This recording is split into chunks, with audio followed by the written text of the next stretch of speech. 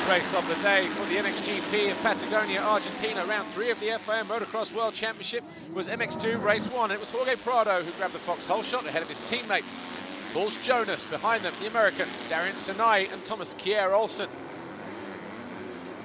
Championship leader Julian Lieber was down in about 12th place. He would fall on lap 2 down to 31st and would have a hard fight through the field back to 16th. As Thomas Kier Olsen almost went out the front door as he fought over 4th place with Benoit Paturel on the Yamaha. Sinai on the 57 Kawasaki made this move on Prado to get himself into 2nd, but almost immediately he was caught and passed by Paturel. He lost a place and then lost further ground as he fell in a simple right-hander. The American would pick himself up in 6th. Prado, though, on the 61, had a good, steady ride, coming home in 3rd. His best result of the season so far. And Benoit Paturel did the same. He came home in 2nd, but it was a win for Paul Jonas, his 3rd win of the season in MX2 Race 1.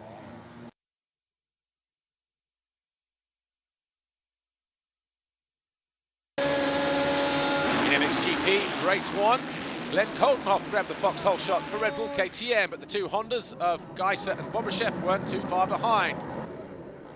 Van Horbik was well placed in 3rd, so too DeSalle and Tonus on the Wilvo Yamaha. Pretty quickly, Geiser led the way from Van Horbik, who split the two Hondas.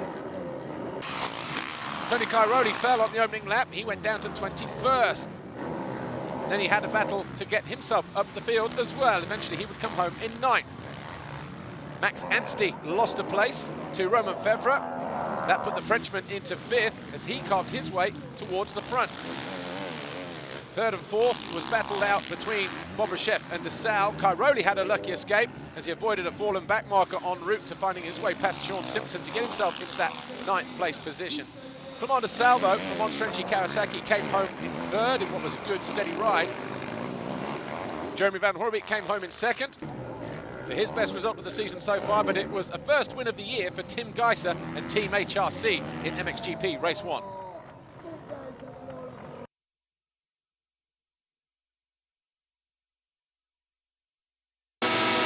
Coming into MX2 Race 2, Benoit Paturel, number 6 on the Khmer Yamaha, was the new red plate holder championship leader. But it was Prado, once again, who snatched the 2nd foxhole shot again from his teammate. Paul Jonas, Jeremy Seward, this time made a much better start and put the KTMs under pressure right from the very first lap. Julian Lieber was 4th, Bernardini 5th, Sinai was 6th. And as the race went on, wasn't long before Jonas found his way into the lead once more at the start of lap 2. Seward then followed Jonas through, got himself into 2nd, but was 7 laps in doing so. Sinai got himself past the former championship leader Julian Lieber on lap 7 as well to get himself up into 4th place. That's where the American would stay. Benoit Paturel, though, had a nightmare of a time. He started in 19th, got himself up into 11th, and then fell around about the same time that Seward got himself into 2nd. He lost several places in the process, went down to 15th, and fought back to 9th. Adam Sterry and Samuele Bernardini traded bars and positions, but Sterry eventually came home ahead of the Italian. He made that move initially to go into 7th. Sterry would eventually come home in 10th. But once again, Jorge Prado for Red Bull KTM had a fantastic ride.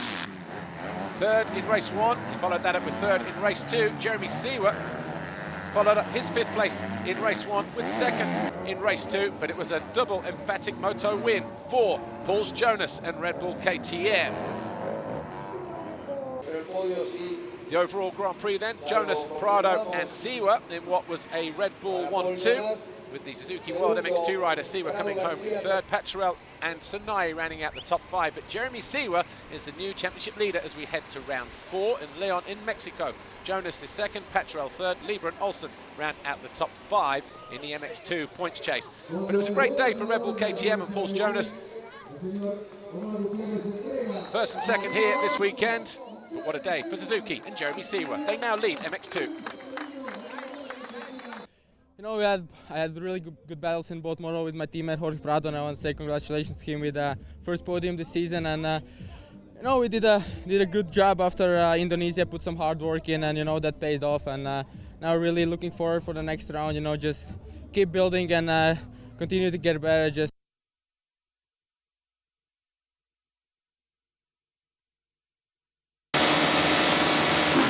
another box hole shot for Glenn Koldenoff on the Red Bull KTM. Only just though, Demar DeSalle pushed him wide. It was DeSalle who led coming out of turn 2. The Monster Energy Kawasaki rider was looking for a good result in this second race. Kai Rowley fell early as well, out of 11th, picked himself up in 15th as he started to charge his way through the field. But it wasn't long before DeSalle was put under pressure by Tim Geiser, and by lap 4, the Slovenian found his way past on his Honda. DeSalle then dropped to second. Van Hoorbeek found his way through. 2 laps later, got himself into third, and then second with that pass on DeSalle. The 2 bang bars and touched wheels, but they both stayed up. Romain Febvre also found his way through later on in the race, got himself into 5th as DeSalle faded to 10th. But then Romain Febvre, with just a handful of laps to go, fell out of 5th place, eventually coming home in 8th. With 2 laps to go, Genny Bobashev made it an HRC 1-2 with that move on Jeremy Van Hoorbeek. So again, another memorable day for Tim Geiser, this time with HRC. Last year it was with Garibaldi that he won the Grand Prix. Van Hoorbeek was second overall, Bobashev was third, but what a great day for Team HRC, first and second in the final race of the day. Geiser is the new championship leader now though. Kai Rowley drops to second, DeSalle drops to third, Van Hoorbeek moves up to 4th. So Tim Geiser then took his first wins of the season, a double moto win here in Patagonia, Argentina. He now leads going into round 4 in Mexico. Yes, I'm so happy. The weekend was perfect actually. You know, I want to say huge thanks to all the Honda guys, my dad, my girlfriend, my family at home. They are watching me, and you know, it's been just amazing. We have amazing winter, and now everything is paying off. So really looking forward already to Mexico.